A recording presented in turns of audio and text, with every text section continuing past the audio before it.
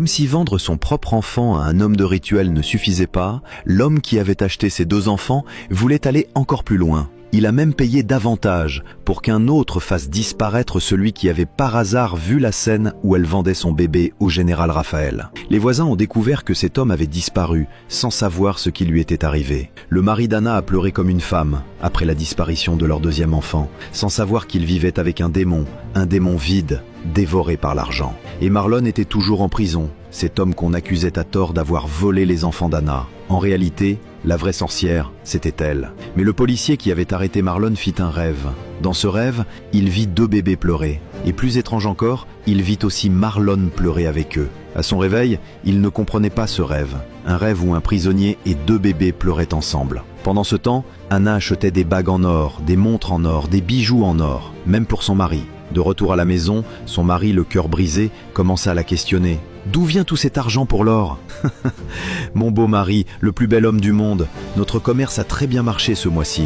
Le patron a augmenté le salaire de tout le monde. » Elle mentait. Mais son mari découvrit vite qu'il n'y avait eu aucune augmentation.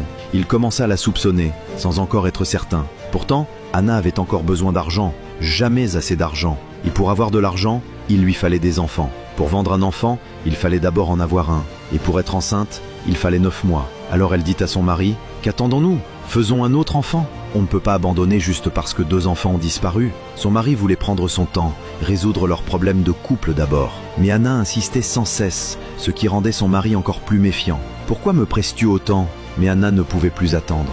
Elle ne voulait qu'une chose, de l'argent, toujours plus d'argent. Alors, elle eut une idée folle. Tromper son mari, payer un autre homme pour la mettre enceinte et faire passer l'enfant pour celui de son mari. Elle fit un accord avec un homme, le paya pour qu'il la rende enceinte et il disparut sans un mot. Et ainsi, elle tomba vraiment enceinte. Mais cette fois, le père de l'enfant était un autre homme, un homme appelé Baron. Le plus ironique, c'est que Baron était l'ami d'enfance de son mari. Ils ne s'étaient pas revus depuis des années, mais ils avaient grandi ensemble. Au moment où son mari partait pour une conférence à Abuja, Anna se rendait dans un autre état pour rencontrer l'homme qui devait la rendre enceinte. Et cet homme, c'était Baron. Elle ne savait pas qu'il était l'ami de son mari, et son mari, lui, était justement en route vers la même ville. Je sais que tu n'aimes pas entendre ces mots, mais cette fois, à suivre.